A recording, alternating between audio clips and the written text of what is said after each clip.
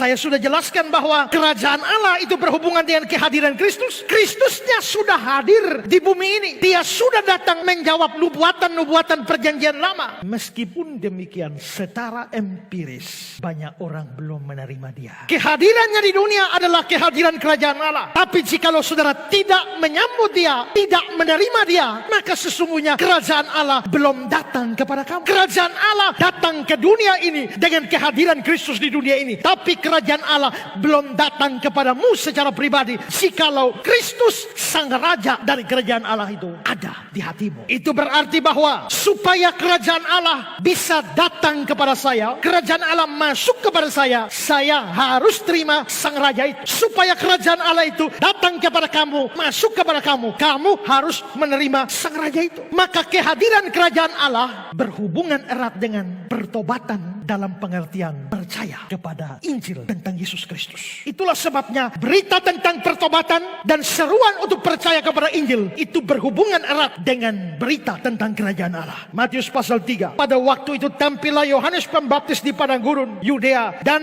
memberitakan, bertobatlah sebab kerajaan surga sudah dekat. Kerajaan surga sudah dekat berhubungan dengan bertobatlah. Markus 1, 14-15. Datanglah Yesus ke Galilea memberitakan Injil Allah. Perhatikan, memberitakan Injil, lalu di bagian bawah bertobatlah dan percaya kepada Injil. Di bagian tengahnya kerajaan Allah sudah dekat. Berarti kerajaan Allah itu berurusan dengan Injil Allah dan kepercayaan kepada Injil. Dan kita tahu semua inti Injil itu adalah Yesus Kristus. Itulah sebabnya maka tanpa percaya kepada Injil Yesus Kristus, tanpa percaya Yesus adalah juru selamat yang telah mati menebus orang berdosa, tanpa percaya bahwa Yesus adalah Tuhan, tanpa percaya bahwa dia adalah Raja dan menerima dia di dalam hatimu, kerajaan Allah masih jauh dari kamu. Kerajaan Allah tidak ada di dalam kamu. Jadi bagaimana supaya kerajaan Allah itu hadir di bumi dan hadir dalam hidup saya? Saya harus buka hati saya, terima Raja dari kerajaan itu. Baru kerajaan Allah datang. Maka sebenarnya semua orang yang berdoa, datanglah kerajaanmu. Kalau saudara tidak percaya Yesus, saudara tidak perlu berdoa itu. Karena apa? Doa itu menjadi sesuatu yang tidak berguna apabila tidak disertai dengan fakta penerimaan dia sebagai Raja dalam hidup. Tapi kalau orang menjadi percaya kepada Yesus, menerima Raja itu, mereka disebut sebagai anak-anak kerajaan. Dalam Matius 13 ayat 38 itu ada anak-anak kerajaan. Dan bukan itu saja, tapi orang percaya disebut warga kerajaan surga, warga kerajaan Allah.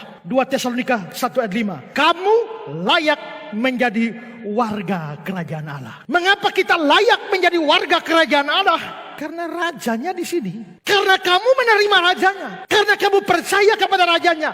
Karena kamu menyambut rajanya. Maka kamu layak menjadi warga kerajaan Allah. Tapi kalau rajanya di luar, rajanya kamu tolak, rajanya kamu hina, rajanya kamu olok-olok, bagaimana mungkin kerajaan Allah ada di antara kamu? Bagaimana mungkin kamu jadi warga kerajaannya? Mustahil. Banyak orang, termasuk orang Kristen, warga gereja, tapi bukan warga kerajaan Allah. Kenapa jadi warga gereja? Karena sudah dibaptis. Kenapa warga gereja? Karena sudah katekisasi. Kenapa warga gereja? Sudah tabisidi. Kenapa warga gereja? Karena sudah perjamuan. Kenapa warga gereja? Karena tercatat sebagai jemaat, sebagai majelis di dalam buku induk gereja.